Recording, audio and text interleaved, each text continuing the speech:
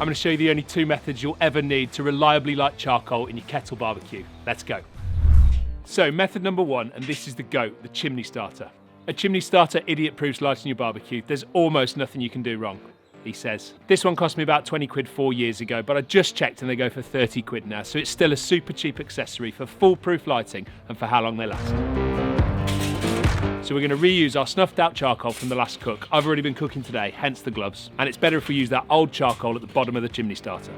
Super simple, we fill the chimney starter with new charcoal.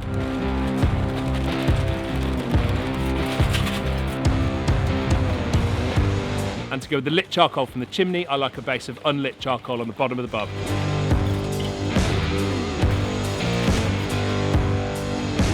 Vents wide open, single natural fire lighter, light it and put the chimney starter on top. This will look after itself, but stay close and keep an eye on it because you don't want to burn the charcoal too far along in the chimney starter.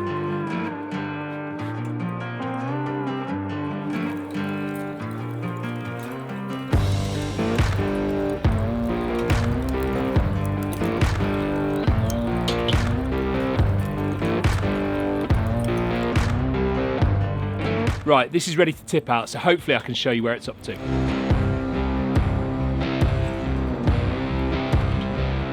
I've basically got red hot charcoal up to about here. Way too often I see people using a chimney starter and they've got flames all the way up here, and you really want to avoid that. By the time you've got flames ripping out the top of the chimney starter, you're wasting fuel, so you want to tip it out before that. Tuck that away somewhere safe, and back with some tongs just to tidy up the fuel.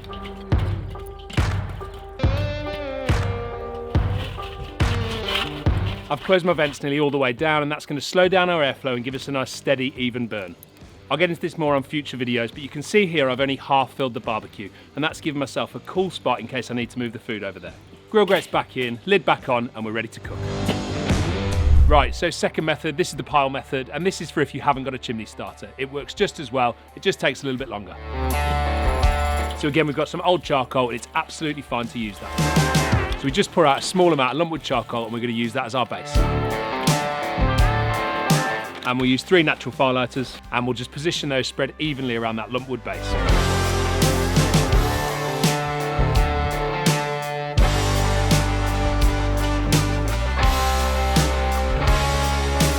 And we're just piling lumpwood up around those fire lighters, leaving nice little gaps for good airflow. Vents wide open and let's get the fire lighters lit.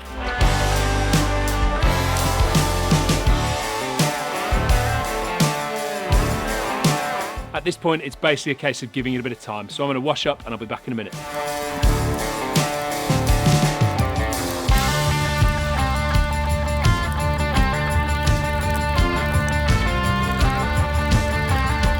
So those fire lighters burn for about 8 to 10 minutes, and by that point your charcoal should be ready to cook on. With high quality charcoal, all you've got in there is carbon and a bit of wood structure, so you don't need to wait for it to ash over. You can cook on it as soon as it's hot. So we just break that pile down, we've got our grill grates on, and it's time to cook.